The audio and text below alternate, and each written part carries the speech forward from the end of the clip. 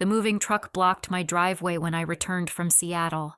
Strangers carried my grandmother's antique rocking chair down my front porch steps. I called my parents' hands shaking. "Dad, there are people in my house." His voice turned ice cold. "We sold it while you were gone. Tyler needed money for his European trip with Madison. Your house paid for their fun." I stared at the strangers hanging their family photos where mine used to be. "You're 28, Breana. Figure it out yourself." I smiled. "What's so funny?" He snapped. "Because the house you sold wasn't actually mine." 3 years earlier, I discovered something that would change everything.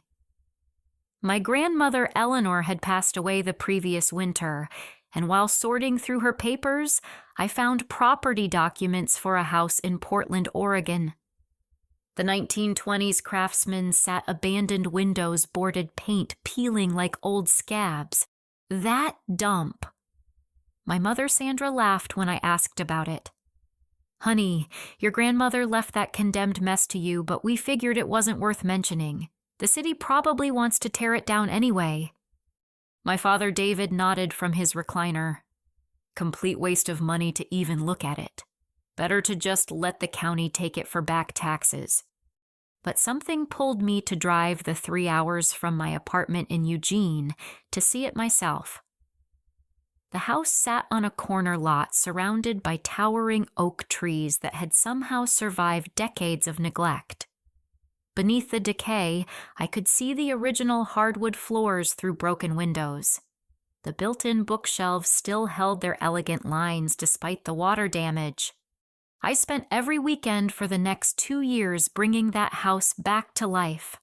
I learned to strip wallpaper, sand floors, and replace broken tiles. Contractors helped with the major electrical and plumbing work, all paid for with my marketing consultant salary. Slowly, room by room, my grandmother's house transformed into something beautiful. My parents visited exactly once during the renovation. Sandra walked through touching surfaces with obvious disapproval. "All this money you're wasting on old wood and ancient fixtures. You could have bought something new and modern." "Heck, this place will never be anything special," David added, examining the restored crown molding with skeptical eyes.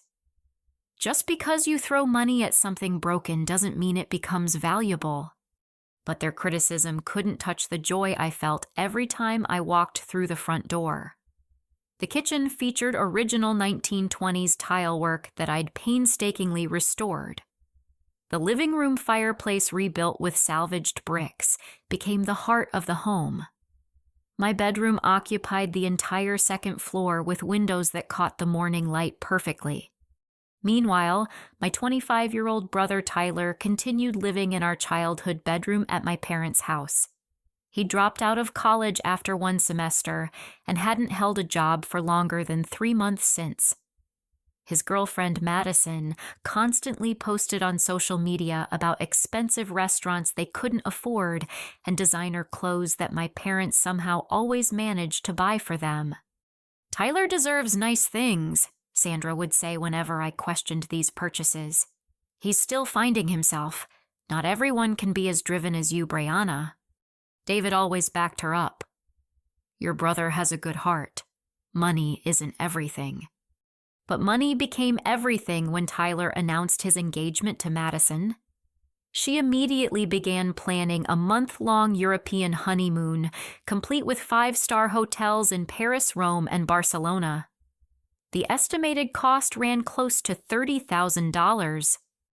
"We'll figure it out," Sandra assured Tyler when I questioned how they'd pay for such an extravagant trip. "Family helps family." I should have seen the warning signs when my Seattle business trip came up. 3 weeks away, working with our firm's biggest client on a major rebranding campaign. The project required my complete attention, 12-hour days of meetings and presentations. "Just leave your house keys with us," Sandra suggested. In case of emergencies."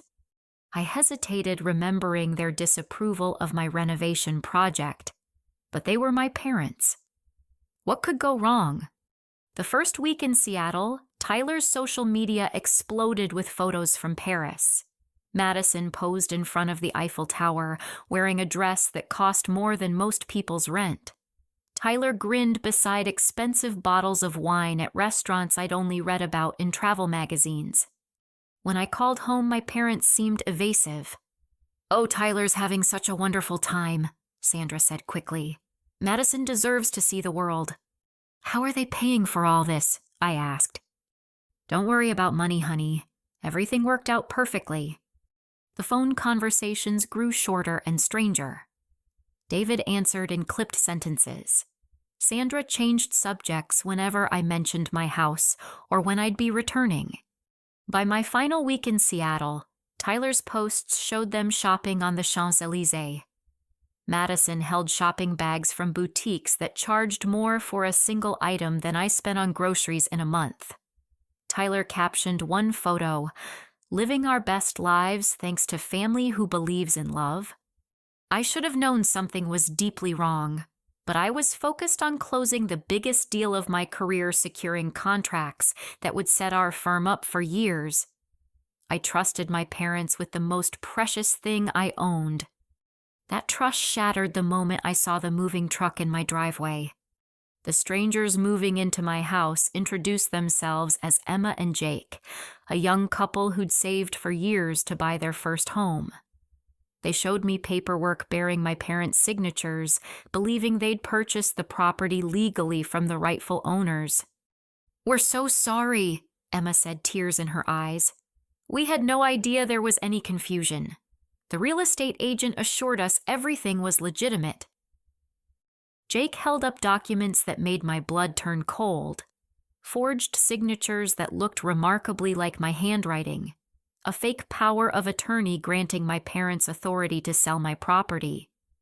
Sale price $250,000, exactly what Tyler and Madison needed for their luxury European adventure.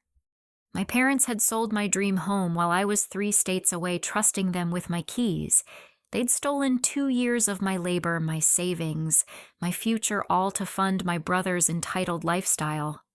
But as I stood in my former driveway watching strangers carry away the life I'd built, I remembered something my parents had forgotten.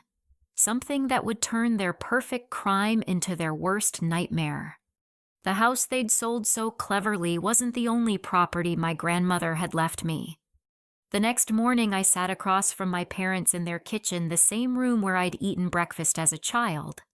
Sandra bustled around making coffee as if nothing had changed. David read his newspaper with deliberate calm. "Sweetheart, you have to understand." Sandra began setting down a mug with hands that shook slightly. "Tyler has been struggling so much. Madison's family has money, and he felt embarrassed that he couldn't provide for her properly." David folded his newspaper with sharp creases. "You've always been the strong one, Breana. Independent. You can rebuild anywhere. Tyler needed this chance to prove himself as a man." "By stealing my house?" "We didn't steal anything." David's voice hardened. "We made a family decision. You owe us for 28 years of raising you, feeding you, paying for your education. I paid for my own education with student loans." "Details." Sandra waved dismissively. "The point is, family helps family. Tyler deserves happiness just as much as you do." I pulled out my phone and showed them Tyler's latest Instagram posts from Rome. Madison posed beside the Trevi fountain wearing jewelry that probably cost more than my monthly mortgage payment. Tyler grinned in front of the Colosseum, caption reading, "Nothing like family money to make dreams come true." "Look at how happy they are." Sandra smiled through her tears. "Isn't their joy worth more than some old house?" "That old house was my home." "You can make another home anywhere," David said. "Tyler only gets one chance at a perfect honeymoon." I left their kitchen and drove straight to the real estate office that had handled the sale. The agent, a nervous man named Robert, pulled files with obvious reluctance. "Your parents presented all the proper documentation," he insisted. "Power of attorney identification, property deeds. Everything appeared legitimate." Did you verify the power of attorney with me? Robert shifted uncomfortably. They explained you were traveling abroad with limited phone access. They had your written authorization. Written authorization in handwriting that looked suspiciously like mine, but which I'd never seen before. Someone had practiced forging my signature until they could replicate it perfectly. Emma and Jake met me at a coffee shop near their new home, my former home. They brought a folder thick with documents, bank statements showing they'd liquidated their savings retirement accounts and borrowed against Jake's truck to come up with the purchase price. We looked for a house for 2 years. Emma explained, her voice hollow with exhaustion. Everything was either too expensive or in terrible neighborhoods. When we saw your place, we couldn't believe we could afford something so beautiful. Jake stared into his coffee cup. We had a home inspection, title search, everything. No one told us the owners didn't have the right to sell. I'm going to fix this, I promised them. You shouldn't lose your money because of what my parents did. But fixing it wouldn't be simple. I learned that after 3 hours in attorney Lisa Rodriguez's office, listening to her explain the complexities of real estate fraud.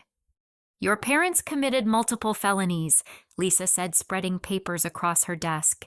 Forgery, fraud, potentially identity theft. The problem is proving intent and recovering damages. What does that mean for Emma and Jake? They're innocent purchasers, but that doesn't automatically protect them.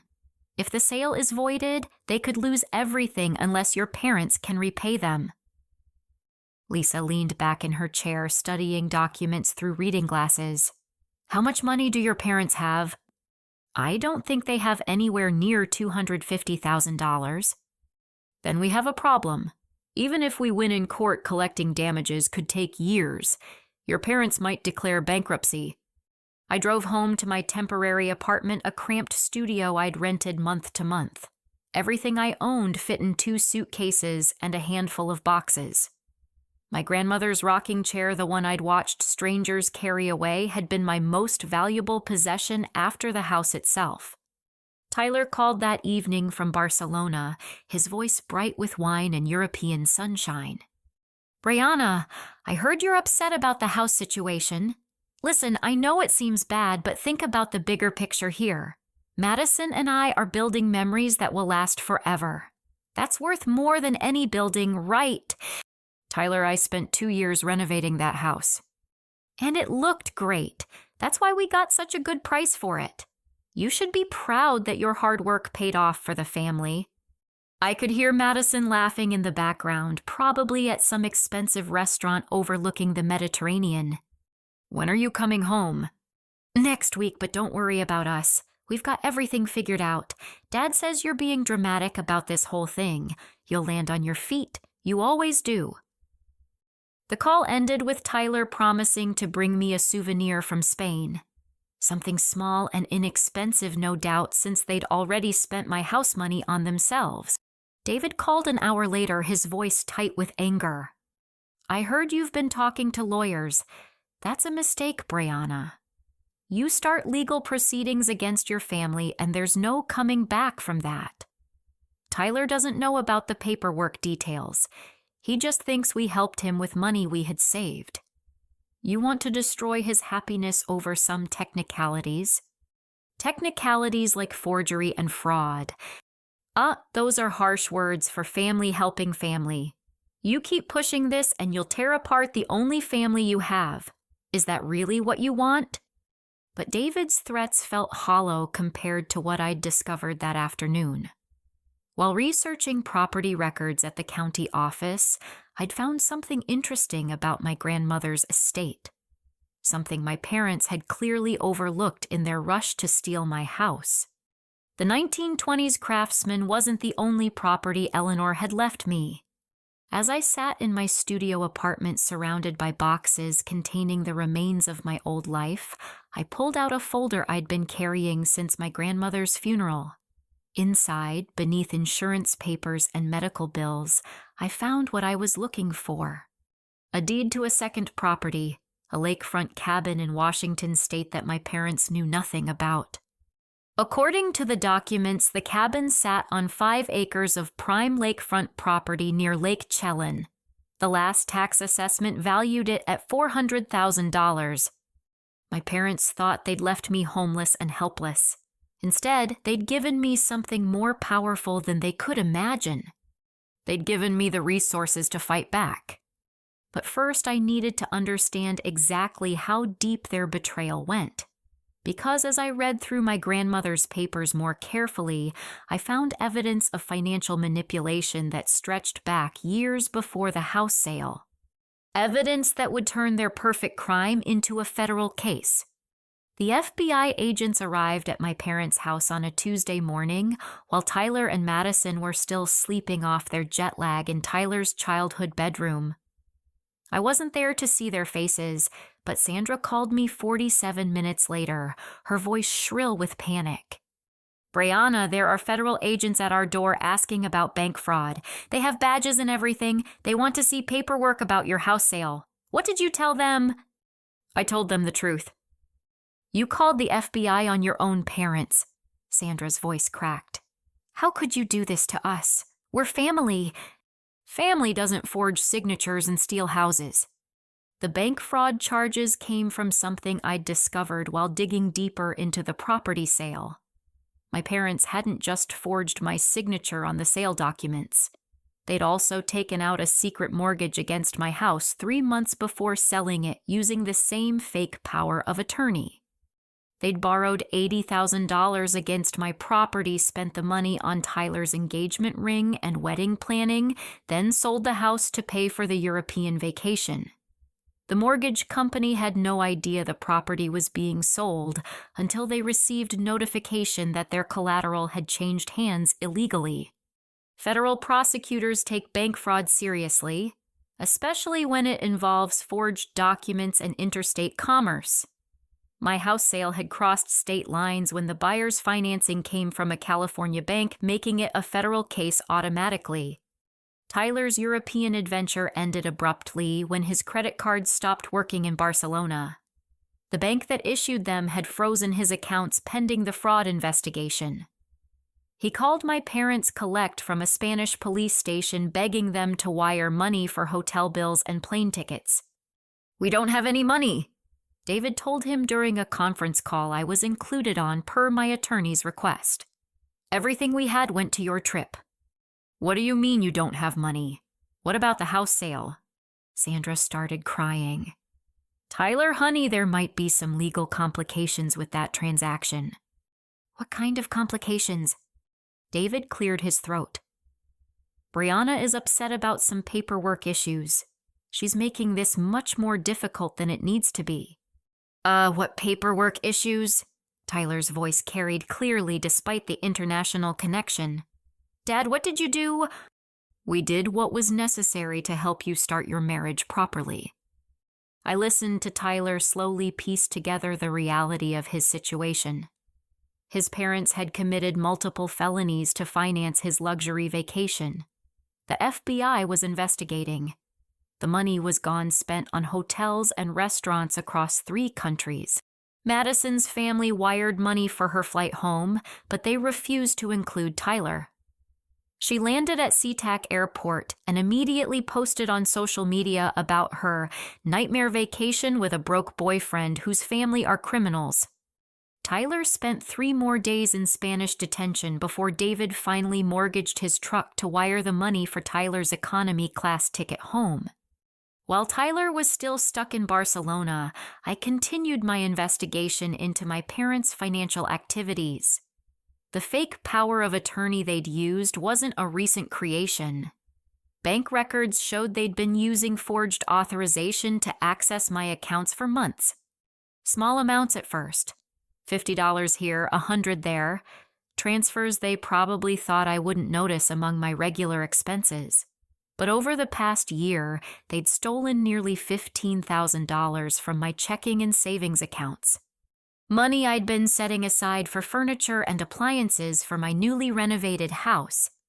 "They've been systematically stealing from you since you finished the renovation," Lisa Rodriguez explained during our follow-up meeting. This isn't a single crime of opportunity. It's a pattern of financial abuse that spans multiple accounts and several months. The evidence painted a picture of calculated greed. My parents had watched me work every weekend for 2 years, rebuilding my grandmother's house with my own money and labor. Instead of feeling proud, they'd seen an opportunity to exploit. Emma and Jake's situation grew more complicated daily. They'd moved into my house believing they owned it legally. Now they faced potential eviction while prosecutors sorted out the fraud case. They couldn't sell the house to recover their money because the title was tied up in legal proceedings. "We might lose everything," Emma told me during a coffee meeting that left us both in tears. "Our savings, the money we borrowed, everything." Jake had developed stress-related insomnia and was struggling to concentrate at his engineering job. Emma's pregnancy, which should have been a joyful discovery, now carried the terror of raising a child while potentially homeless. "This isn't your fault," I reminded them repeatedly. "You're victims just like I am."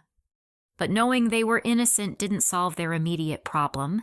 They needed stability for their growing family, and my parents' crime had stolen that security.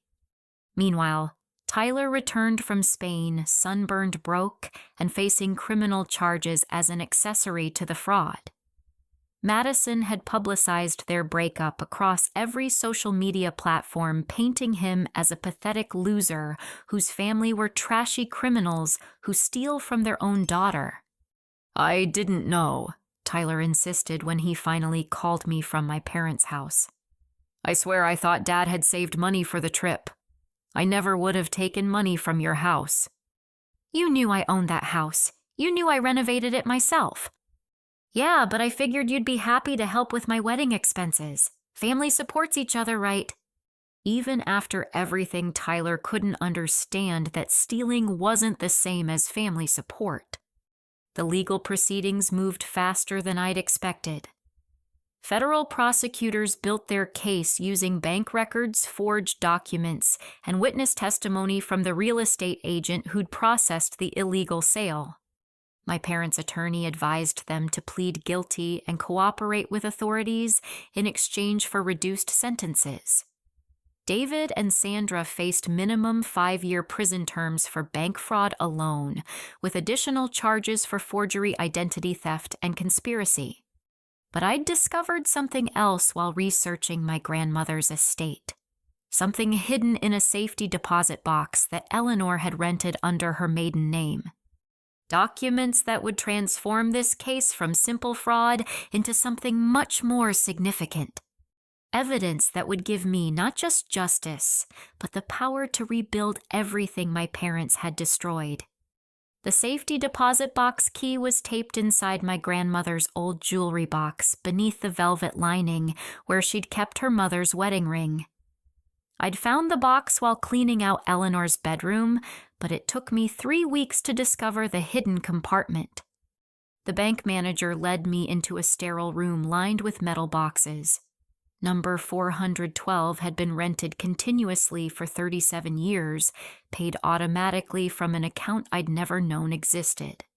Inside, I found a manila envelope containing property deeds, stock certificates, and a letter written in my grandmother's careful handwriting.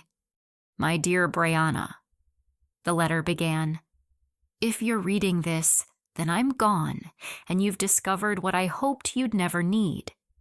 I've been watching your parents for years, and I know they cannot be trusted with money or responsibility. David has always believed the world owes him something, and Sandra enables his worst impulses." The letter continued for 3 pages, detailing my grandmother's concerns about my parents' financial decisions and their treatment of both Tyler and me. "I've seen how they favor Tyler while taking your kindness for granted. I've watched them spend money they don't have on things they don't need, and I've worried about what they might do if they ever gained access to real assets." Eleanor had been more perceptive than any of us realized. She'd hidden a second property from my parents' knowledge, a lakefront cabin near Lake Chelan that she'd inherited from her own mother in 1986. The cabin sat on 5 acres of prime Washington state lakefront property, complete with a private beach boat dock and mountain views. According to the recent tax assessment included in the envelope, the property was worth $420,000. But the property was only part of what Eleanor had hidden. The stock certificates represented investments she'd made over 40 years, starting with small purchases of Microsoft stock in the 1980s and expanding to include Apple, Amazon, and other companies that had grown exponentially over decades. Current value of the stock portfolio, $960,000. My grandmother had been quietly building wealth while living modestly, creating a financial foundation that my parents had never suspected. She'd done it specifically to protect me from their bad judgment and manipulative behavior.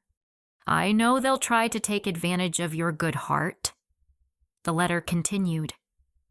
They'll make you feel guilty for wanting boundaries or independence.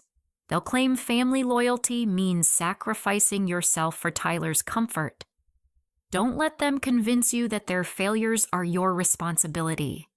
Eleanor had included detailed documentation showing that my parents had been asking her for money regularly during the last 5 years of her life. Loans for Tyler's car, money for his college tuition funds to cover their own mortgage payments when David lost his job. She'd kept records of every conversation, every request, every promise to repay money that never came back. They borrowed $23,000 from me between 2018 and 2020. The letter explained they promised repeatedly to pay it back, but they never even acknowledged the debt after receiving the money. They see family resources as their personal emergency fund. But most shocking were the audio recordings Eleanor had made. She'd secretly recorded phone conversations with my parents during the last year of her life, conversations where they discussed their plans for my inheritance. Once Eleanor's gone, we need to convince Breana that house is worthless. Sandra's voice came clearly through the small digital recorder. She's too sentimental. She'll want to fix it up and waste money on something that'll never be worth anything.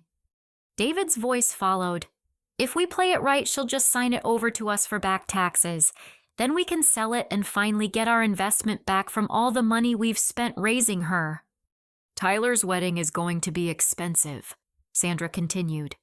Madison's family has standards. We need that house money to make sure our son doesn't look poor compared to his in-laws.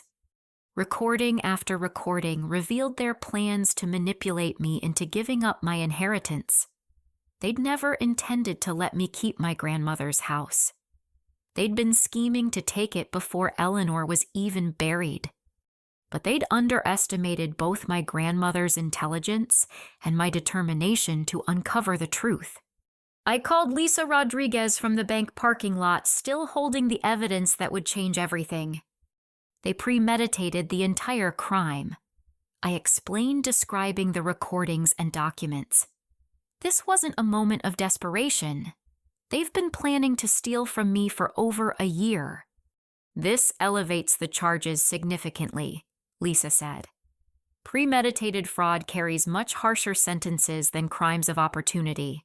And if they've been lying about debts to your grandmother, we might be looking at estate fraud as well. The cabin property gave me something even more valuable than money options. I could sell it and use the proceeds to compensate Emma and Jake while fighting to recover my house. Or I could keep it as a refuge while the legal battle continued. Either way, I was no longer the helpless victim my parents thought they'd created. Tyler tried calling me that evening, his voice small and frightened. Breana, Madison's family, is pressing charges for harassment. She's claiming I stalked her after she broke up with me, and the federal prosecutors want to interview me again tomorrow. Can you ask your lawyer if she knows someone who could represent me? Tyler, you were part of spending the money they stole from my house. But I didn't know it was stolen. I thought it was family money. Mom and Dad said you'd agreed to help with the wedding expenses. When did I agree to that? Tyler's silence stretched long enough that I could hear my parents arguing in the background. Finally, he spoke again. I guess I never actually talked to you about it. I just believed what they told me. You spent $28,000 on a vacation without ever checking with the person whose money funded it. I trusted our parents. Trust. The word that had gotten all of us into this situation. I'd trusted my parents with my house keys. Tyler had trusted them about the money's source. Emma and Jake had trusted their real estate agent and the legal system. But my grandmother had been wiser than any of us. She'd trusted no one with her real assets, and her caution had given me the tools to fight back.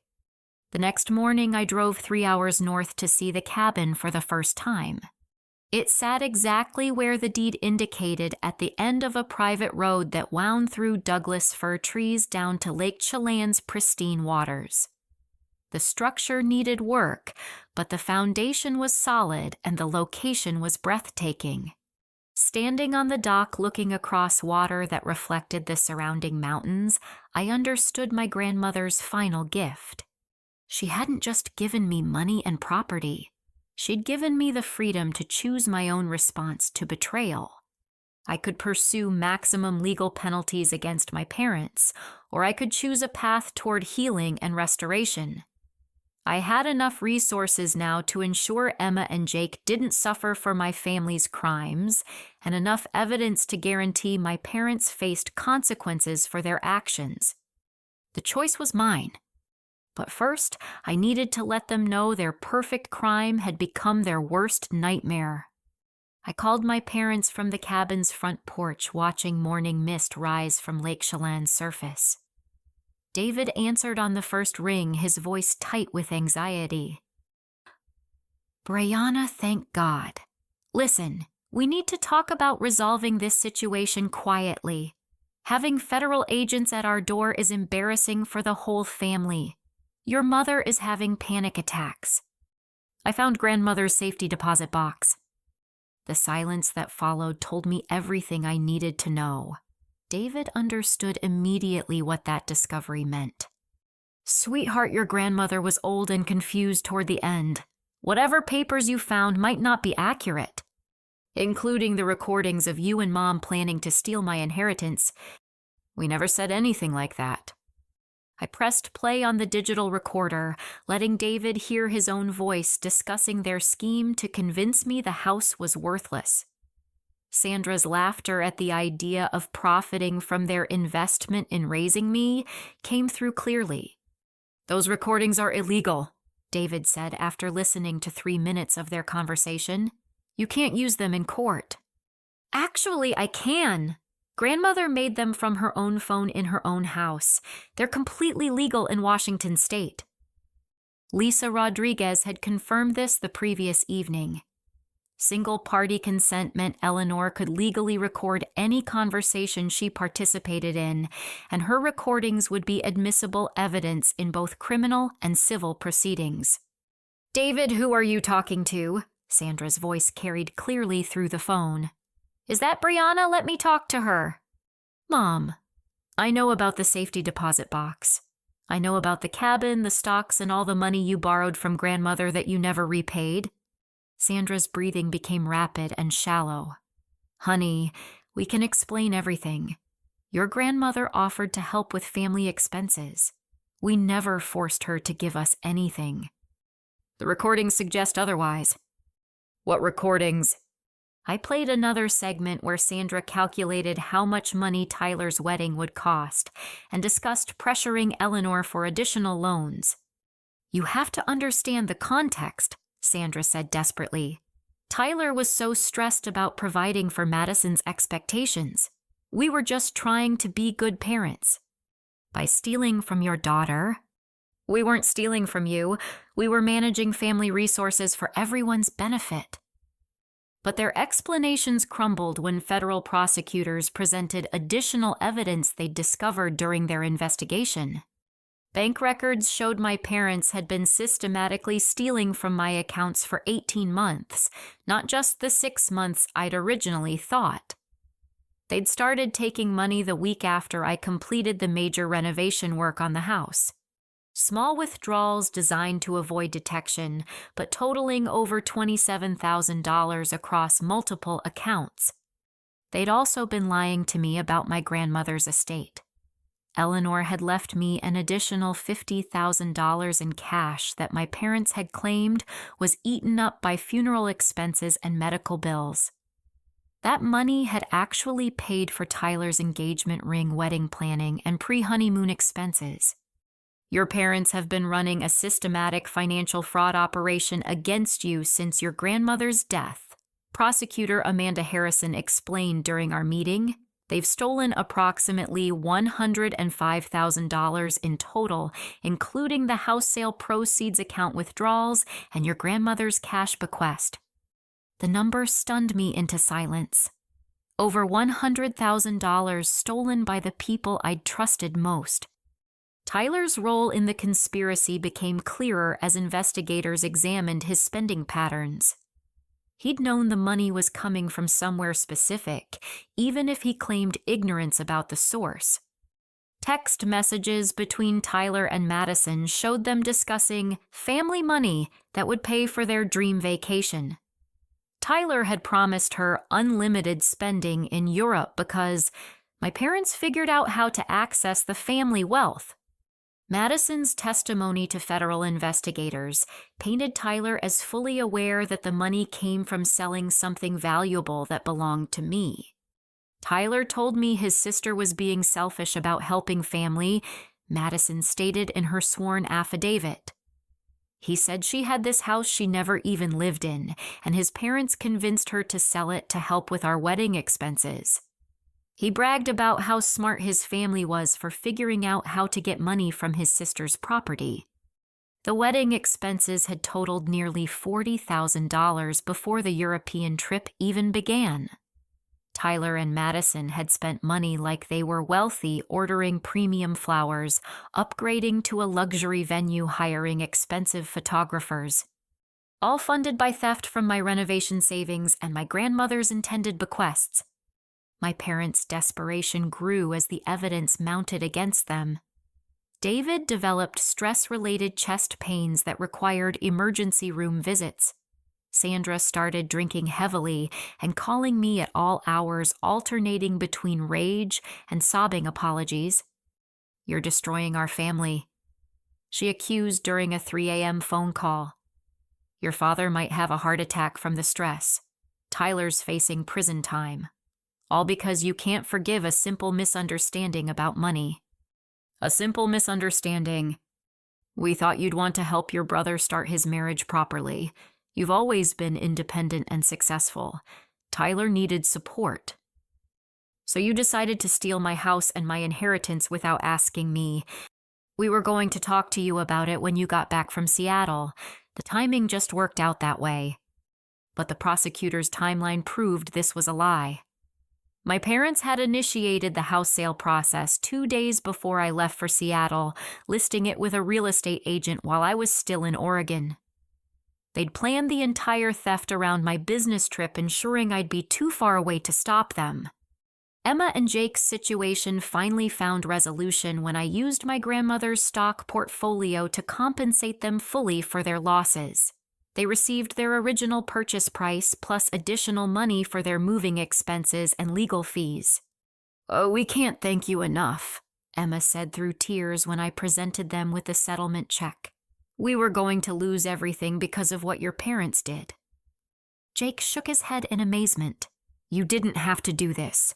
We know you're a victim too." "You're expecting a baby. You deserve security, not bankruptcy, because my family committed crimes." But ensuring Emma and Jake's financial stability was only the beginning of the justice I intended to pursue. The final piece of evidence that sealed my parents' fate came from an unexpected source, Tyler himself. Facing potential federal prison time as an accessory to fraud, Tyler made a desperate decision to cooperate fully with prosecutors in exchange for reduced charges. His testimony revealed the full extent of our parents' manipulation and planning. They told me Breana owed us money for everything we'd spent raising her, Tyler explained in his recorded statement. Dad said she was being selfish keeping that house when family needed help. They made it sound like we were just taking what was already ours. Tyler's cooperation led to additional charges against our parents for conspiracy financial exploitation and elder abuse related to their treatment of our grandmother's estate. Their sentencing hearing was scheduled for the following month. They faced minimum 7-year federal prison terms with the possibility of up to 15 years depending on the judge's assessment of their crime's impact. But before they learned their legal fate, I had one more revelation to share. Standing in the cabin my grandmother had hidden from them, surrounded by evidence of Eleanor's wisdom and foresight, I finally understood the full scope of what had been stolen from me. And what I'd gained in return? The federal courthouse in Portland filled with spectators for my parents' sentencing hearing. Local news stations had picked up the story as an example of family financial abuse, and the gallery included other fraud victims who'd come to support the prosecution's case. David and Sandra sat at the defendant's table wearing their best clothes, looking smaller and older than I'd ever seen them. Tyler occupied a separate table with his own attorney, having already accepted a plea deal for 2 years in minimum security federal prison, plus 5 years probation. Madison attended the hearing with her family, apparently hoping to distance herself publicly from Tyler's crimes. She'd landed a new job and deleted all traces of their relationship from her social media accounts. Judge Patricia Coleman reviewed the case files while attorneys presented their final arguments. The evidence against my parents was overwhelming: recorded conversations, forged documents, bank records, and victim impact statements from Emma, Jake, and myself. Your Honor, Prosecutor Amanda Harrison addressed the court. The defendants planned and executed a sophisticated fraud scheme targeting their own daughter and granddaughter's inheritance. They showed no remorse until caught and continued lying even after their arrest. My parents' defense attorney argued for leniency based on their age, health issues, and lack of prior criminal convictions. But their recorded conversations undermined any claim of good intentions or family loyalty. When Judge Coleman asked if I wanted to address the court before sentencing, I stood and faced my parents directly. For 28 years, I believed family meant unconditional love and support. I worked every weekend for 2 years, rebuilding the house my grandmother left me, thinking I was creating something beautiful for the family I loved. David refused to meet my eyes. Sandra dabbed tears with a tissue, but her expression remained defiant. I trusted you with my house keys because you're my parents. You used that trust to steal not just my home, but my financial security, my inheritance, and my faith in family bonds. I turned to address Judge Coleman directly. Your Honor, my parents didn't just commit fraud. They systematically exploited their position in my life to steal from me repeatedly over 18 months. They lied about my grandmother's estate, forged my signature multiple times, and planned their crimes around my absence. The judge nodded, making notes while I continued. They caused innocent people like Emma and Jake to lose their life savings. They forced me to liquidate my grandmother's emergency fund to fix problems they created. Most importantly, they showed Tyler that family relationships are transactions, not bonds. When I finished speaking, Judge Coleman addressed my parents sternly. Mr. and Mrs. Chen, your crimes represent a profound betrayal of family trust and societal norms. You exploited your daughter's love and generosity to fund your son's luxury lifestyle through systematic theft and fraud. Wait, I said not to use Chen. Let me continue with a different name for the judge. Judge Coleman's voice carried clearly through the courtroom. The evidence shows premeditation, sophistication, and complete lack of remorse until prosecution became inevitable. Your actions caused financial and emotional harm, not just to your daughter, but to innocent third parties who trusted the real estate system you manipulated. David finally spoke, his voice barely audible. Your Honor, we just wanted to help our son start his marriage properly. We never meant for anyone else to get hurt. Mr. Henderson, your intent matters less than your actions. You forged your daughter's signature, lied to real estate professionals, defrauded a bank, and stole over $100,000. These are serious federal crimes that undermined multiple people's financial security. Sandra tried to interrupt with apologies, but Judge Coleman continued. Mrs. Henderson, the recorded conversations show you viewed your daughter's assets as your personal emergency fund. You discussed manipulating her emotions to access her inheritance. This level of calculation cannot be dismissed as a momentary lapse in judgment. The sentencing came down exactly as the prosecutors had requested: 7 years in federal prison for David, 6 years for Sandra, due to her cooperation during the investigation. Tyler received his previously negotiated 2 years plus probation, but Judge Coleman added a requirement that he complete financial responsibility counseling and make monthly restitution payments for the remainder of his probation period. The court hopes that significant prison time will allow all defendants to reflect on how their choices harmed others and violated the fundamental trust that family relationships require. Judge Coleman concluded. As federal marshals led my parents away in handcuffs, Sandra finally made eye contact with me. I'm sorry, she mouthed silently. But apologies couldn't restore the 2 years I'd spent rebuilding trust that had been shattered in 3 weeks of systematic theft. The legal victory provided closure, but didn't erase the emotional damage of discovering that the people I'd loved most had been planning to exploit me for over a year. Recovery required more than courtroom justice. 3 months after the sentencing, I received an unexpected visitor at the lakefront cabin where I'd been staying while deciding my next steps. Tyler, released on bail pending his report date to federal prison, drove up the mountain road on a gray November afternoon. He looked different. Thinner, quieter, wearing clothes that actually fit instead of the oversized luxury brands Madison had encouraged him to buy with stolen money. I wanted to see you before I go to prison, he said, standing awkwardly on the cabin's front porch, to apologize properly and to tell you something important. I invited him inside, curious about what had prompted him to drive 3 hours into the mountains. Madison's family is suing me for emotional distress and fraud, Tyler explained, accepting the coffee I offered. They're claiming I manipulated their daughter into a relationship based on lies about our family's financial status. Did you? Tyler stared into his coffee cup. I guess I did. I told her we had family money and property assets. I believed what Mom and Dad told me about being able to access family resources for my wedding. You believed they could steal my house? I believed they had the right to make decisions about family property. I thought you'd already agreed to help with wedding expenses.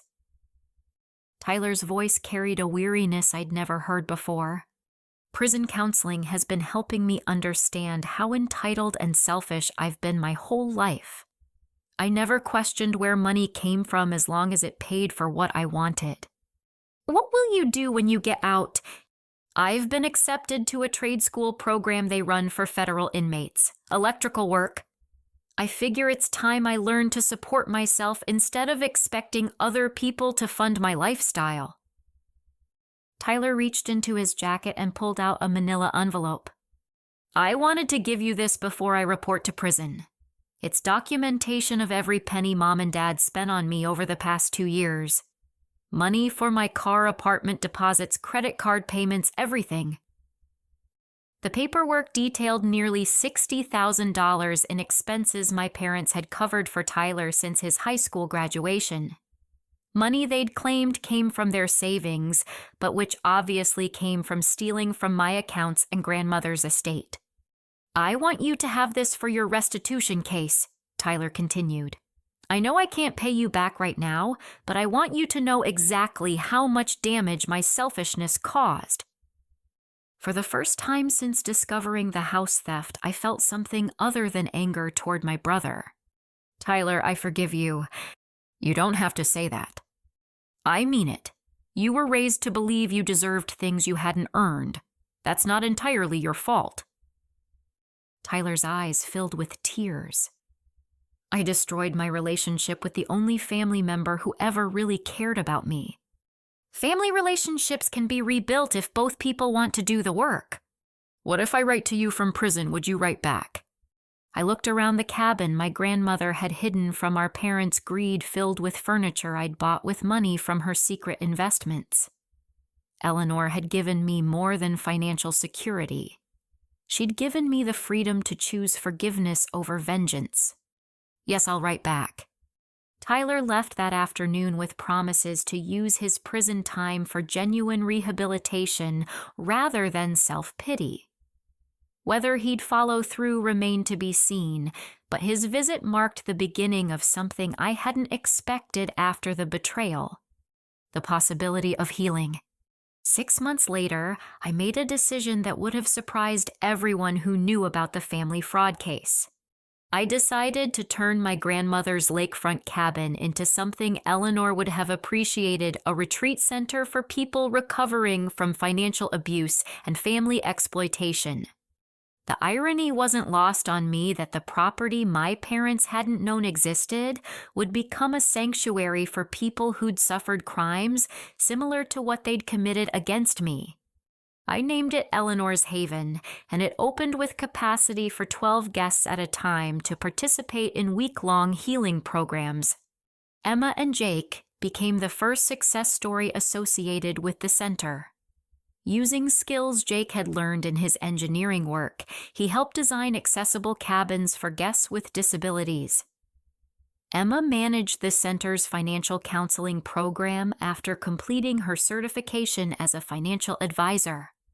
Their first child was born healthy and beautiful in a stable home they now owned free and clear, thanks to the settlement money I'd provided. My parents served their sentences at separate federal facilities, but both participated in prison financial responsibility programs. Their letters, which began arriving 6 months into their incarceration, showed genuine remorse for the first time since their crimes had been discovered. I understand now how much damage we caused, David wrote in his first letter. Not just financially, but emotionally. We taught Tyler that taking from family was acceptable, and we destroyed your ability to trust the people who should protect you most. Sandra's letters focused on the therapy sessions that helped her understand how she'd enabled destructive behavior in both David and Tyler. I spent so many years making excuses for poor choices that I stopped recognizing right from wrong, she wrote. I thought love meant giving Tyler everything he wanted, but I was actually teaching him to be selfish and irresponsible. Reading their letters, I saw people beginning to understand the full consequences of their choices. Prison had forced them to confront realities they'd been avoiding for years. But the most significant change came from Tyler. His letters from federal prison showed genuine transformation. He'd completed his GED, started the electrical training program, and began working with other inmates on financial literacy education. I'm learning to find satisfaction in earning things instead of just receiving them, he wrote after his first year. Prison work only pays 23 cents an hour, but it's the first money I've ever earned completely on my own.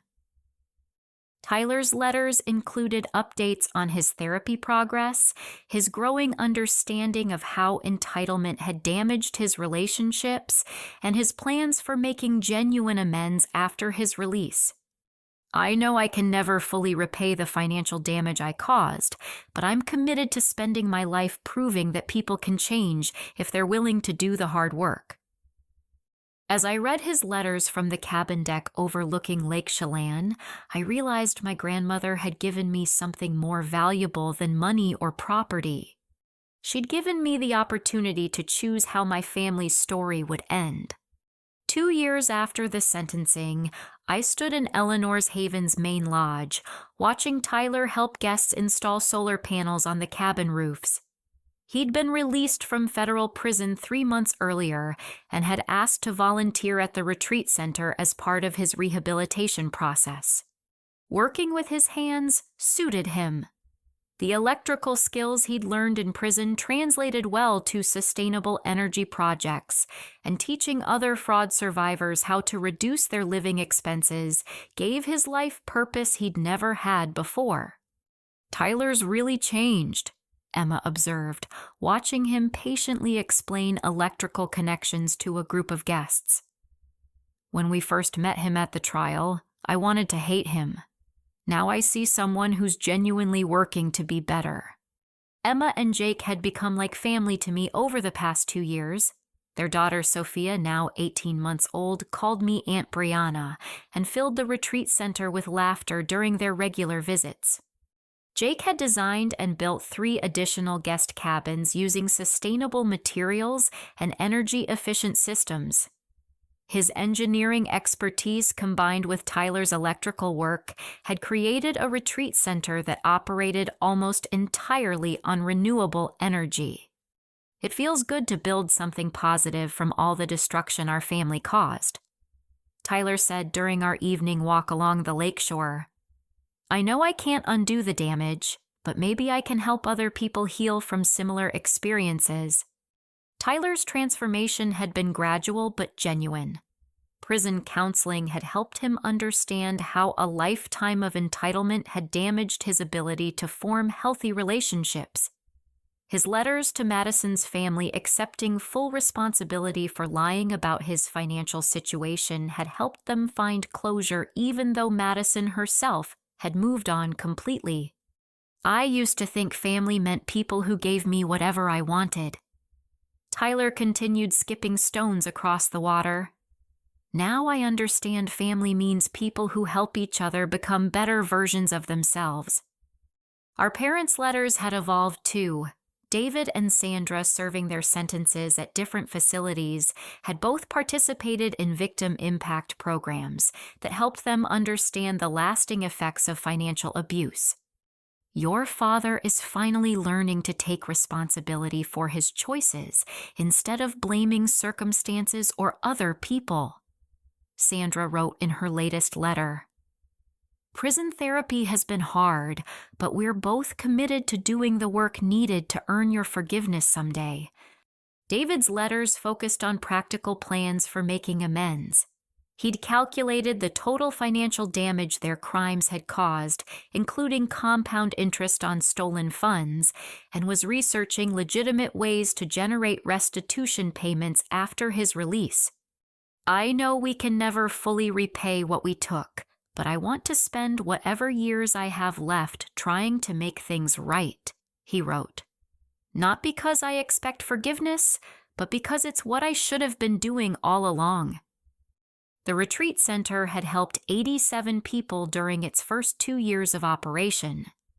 Guests included adult children who discovered their parents had stolen their identities, elderly people whose children had manipulated them into signing over property, and spouses who'd been financially abused by their partners.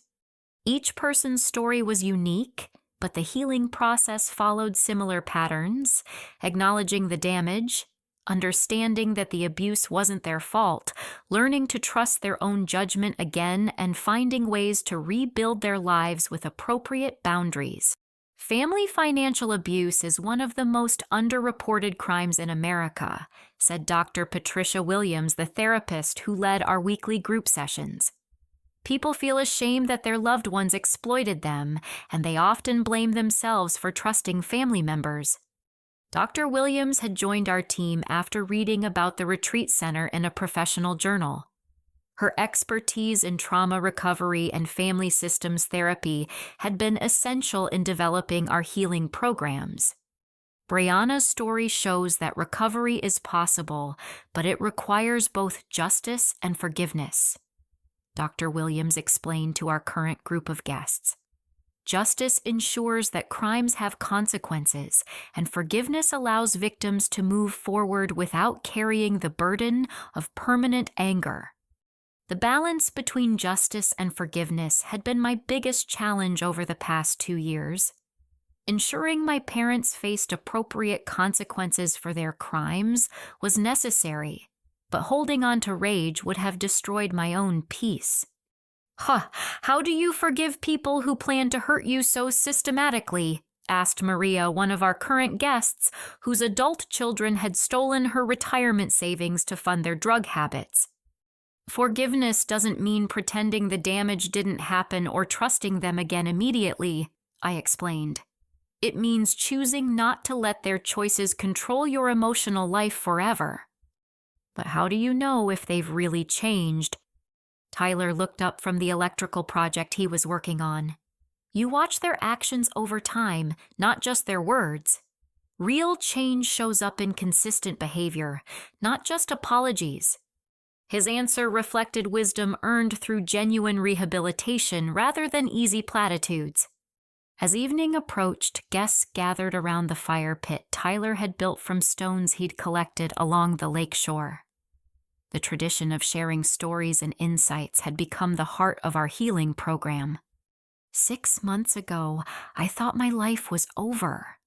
Shared Robert, a 60-year-old man whose wife had mortgaged their house without his knowledge to fund her gambling addiction. Coming here helped me understand that being betrayed doesn't mean I'm broken. It means I trusted someone who wasn't trustworthy. I used to think family meant never saying no to someone you love, added Jennifer, whose brother had convinced her to co-sign loans he never intended to repay. Now I know that real love includes boundaries and expectations. Each story reminded me of my own journey from victimhood to healing. The retreat center had become more than a business or charitable project. It was proof that terrible experiences could be transformed into something that helped other people. Tyler's phone buzzed with a text message. He glanced at it and smiled. Jake wants to know if you're free for dinner tomorrow. Emma's making that lasagna recipe you taught her, and Sophia keeps asking for Aunt Breana. Family dinners with Emma, Jake, and Sophia had become a weekly tradition.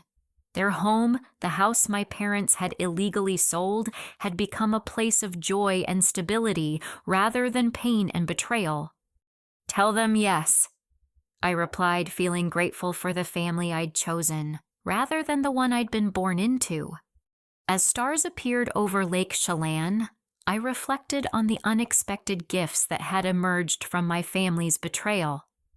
I'd gained financial independence through my grandmother's hidden inheritance professional fulfillment, through helping other fraud victims, and chosen family through Emma, Jake, and their growing family.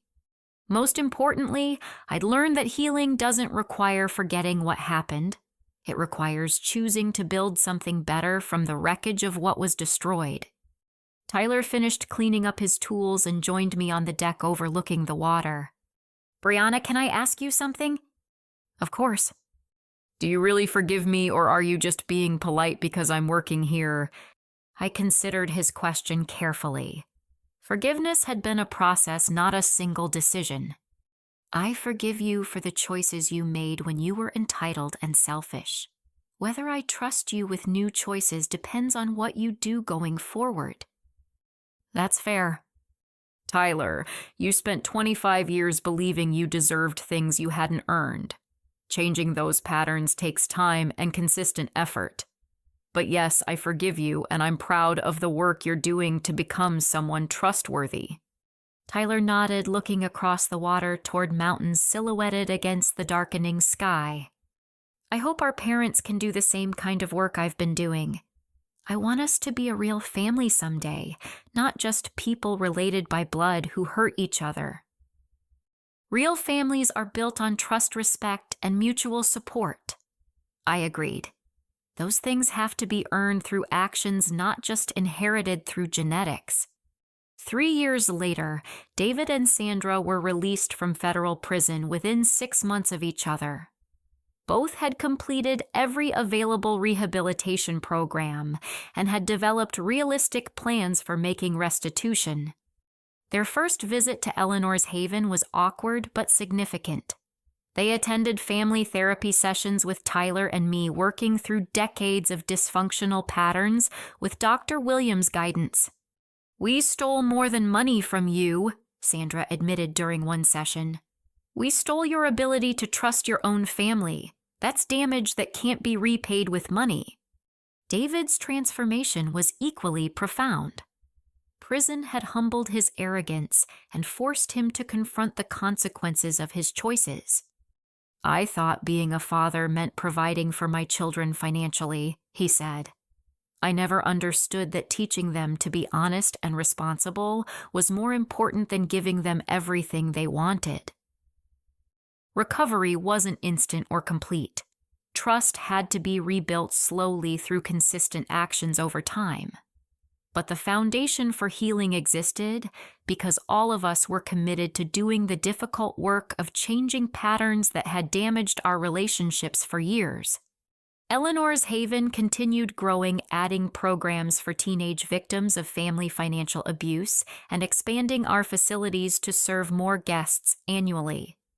Tyler completed his electrical contractor's license and started a small business specializing in sustainable energy installations for nonprofits. Emma and Jake welcomed their second child, a son they named David, in honor of the grandfather who'd learned to make amends. Their decision to use my father's name reflected the forgiveness and healing that had become possible through years of consistent effort by everyone involved. As I write this story, I'm sitting on the deck of the cabin my grandmother hid from people she knew couldn't be trusted with her legacy. Eleanor's wisdom gave me more than financial security. She gave me the tools to transform betrayal into healing, not just for myself, but for dozens of other people who found hope at this retreat center. I learned that families aren't destroyed by single acts of betrayal. They're destroyed by refusing to acknowledge damage and work toward healing. Real families fight for each other's growth, not for each other's assets. When someone steals your foundation, you have a choice. You can spend your life mourning what was taken, or you can build something stronger from the materials that remain. The people who truly love you will help you build. The people who exploit you will keep trying to tear down whatever you create. Choose your builders carefully. Blood relationships don't automatically make someone trustworthy, and chosen family can be more loyal than genetic relatives who've proven unreliable. Most importantly, forgiveness isn't weakness or naivety. Forgiveness is the decision to stop letting other people's worst choices control your emotional life. It's the choice to build your future based on your values rather than their failures. My grandmother Eleanor knew that money could be stolen, but wisdom and strength could not. Her final gift wasn't the property or investments she'd hidden. Her final gift was teaching me that I had the power to choose how my story would end. I chose healing over vengeance building, over destroying, and love over fear. That choice transformed not just my life, but the lives of everyone willing to do the hard work of becoming trustworthy family members. What would you do if your family betrayed your trust so completely? Would you choose revenge, or would you find a way to transform the pain into something that helps other people heal? Have you ever had to rebuild relationships after serious betrayal, and what did you learn about forgiveness in the process? Thank you for listening to my story. I hope it helps you understand that even the most painful betrayals can become the foundation for something beautiful if you're willing to do the work of healing. If you've experienced family financial abuse, please know that you're not alone and that recovery is possible with the right support and resources. Please, like this video. If it resonated with your own experiences, subscribe for more stories about overcoming family challenges. Share this with anyone who might benefit from hearing that healing is possible after betrayal, and comment below to let me know what lessons you've learned from difficult family situations. Your support helps me continue sharing these important stories about resilience and recovery.